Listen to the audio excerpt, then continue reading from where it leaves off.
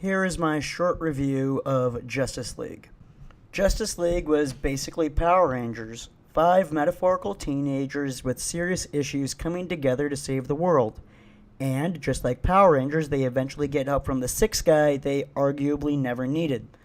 The film also shares some similarities to Transformers 5 in that it is several movies hodgepodged into one, except Justice League doesn't suck. Justice League doesn't really have any negatives other than it didn't really excel at anything.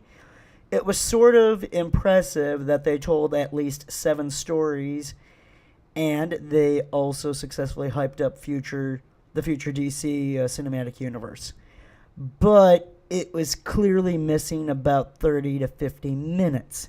If you saw the other films, you will enjoy this more than if you hadn't, but if this is your first or second film of the franchise, you will still be able to enjoy this popcorn action thriller. This film is worth the price of admission with a large popcorn. That is my grade for Justice League. I am not Jody's Corner or Jeremy Johns or some critic with a stick up their ass from Reddit or whatever. I will tell you if I think a film is worth watching and how much I like it. Grades like A, B, C, or F- Transformers cheapen the review. If you disagree, welcome to the internet. There are apparently some controversies about Wonder Woman in the film or some other stuff. It's all crap. Unless you are looking for those problems, they don't exist in the film. It's confirmation bias. If you're looking for it, it exists. If you don't give a damn about it, it doesn't really exist. That's how it works in this film.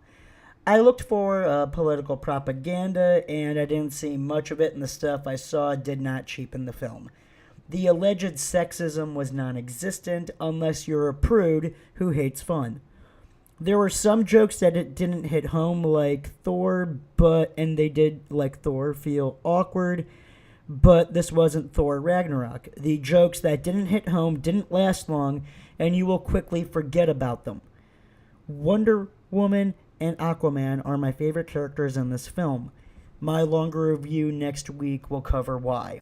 That being said, Ben Affleck is a crap Batman. He was an okay Batman in the crap fest called Batman vs. Superman: Dawn of Justice, but in this film it was obvious that he sucked. That was not Batman. Batman scares the living crap out of everyone. Ben Affleck did not do that. Gal Gadot as Wonder Woman was more Batman than Ben Affleck. Khal Drogo as Aquaman.